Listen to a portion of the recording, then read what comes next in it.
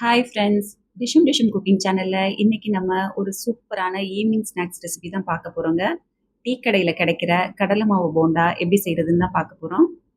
இது செய்கிறது கூட ரொம்பவே ஈஸிங்க. நேரம்லாம் எடுக்காது. 10 நிமிஷத்தில் செஞ்சு முடிச்சிடலாம். டேஸ்ட்டும் பார்த்தீங்கன்னா அப்படியே கடையில் வாங்குற மாதிரியே இருக்குங்க.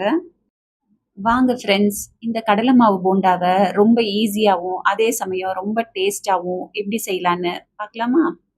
இந்த போண்டா செய்யறதுக்கு முதல்ல ஒரு 2 கப் அளவுக்கு கடலை மாவு எடுத்துக்கலாம்.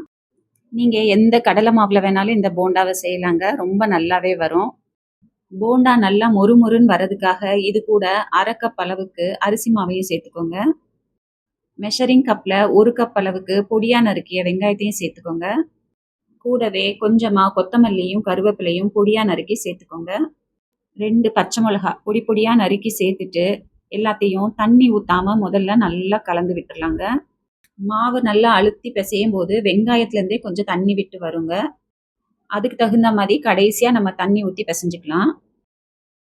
இப்போ இது கூட 1/2 டேபிள் ஸ்பூன் ஜீரகம், 1/2 டேபிள் ஸ்பூன் மிளகாய்த்தூள், 1/2 டேபிள் ஸ்பூன் உப்பு, 1/4 டேபிள் ஸ்பூன் பெருங்காயத்தூள், கடைசியா 1/4 டேபிள் ஸ்பூன் சமையல் சோடா எல்லாத்தையும் சேர்த்து இந்த மாவோட நல்லா மிக்ஸ் பண்ணி விட்டுக்கலாங்க.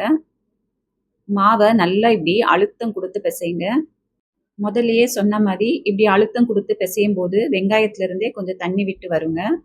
அதுக்கு தகுந்த மாதிரி நம்ம தண்ணி சேர்த்துக்கலாங்க. தண்ணி சேர்க்கறதுக்கு முன்னாடி ஒரு 2 டேபிள் ஸ்பூன் எண்ணெயை, நல்லா சூடான எண்ணெயை இந்த மாவில் ஊற்றிக்கலாங்க. இந்த மாதிரி எண்ணெய் சேர்த்து பிசையும் போது போண்டா கொஞ்சம் மொறுமொறுப்பாக கிடைக்குங்க. அதுக்காகத்தான் சூடான எண்ணெயை கொஞ்சம் சேர்க்குறோம். இப்போ பாருங்கள், நல்லா மிக்ஸ் பண்ணி விட்டாச்சு.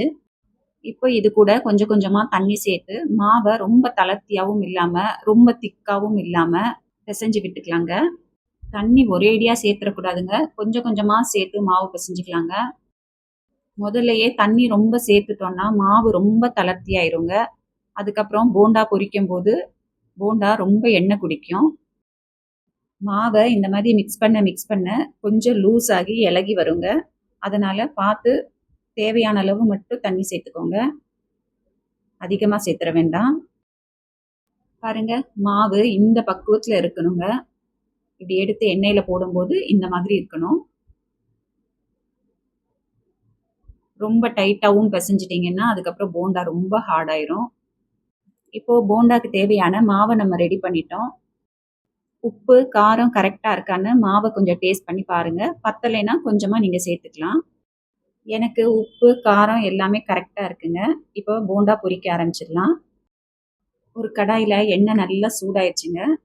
இப்போ போண்டாவை இந்த மாதிரி குட்டி குட்டியாக போட்டுக்கலாங்க. ரொம்ப சின்ன சைஸாகவும் இல்லாமல் ரொம்ப பெரிய சைஸாகவும் இல்லாமல் இந்த மாதிரி மீடியம் சைஸில் போட்டுக்கோங்க. அப்போ தான் போண்டா சாப்பிட்றதுக்கு நல்லா இருக்குங்க. மாவு பார்த்தீங்கன்னா எண்ணெயில் போடும்போது இருந்த சைஸை விட பொரிஞ்சு வந்ததும் 2 மடங்கு ஆயிருங்க.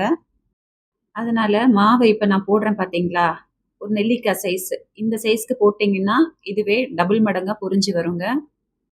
எண்ணெயில் மாவு போட்டதும் கரண்டி போடக்கூடாதுங்க. நம்ம போட்டதும் போண்டா ஒன்றொன்னா மேலே எழும்பி வரும்.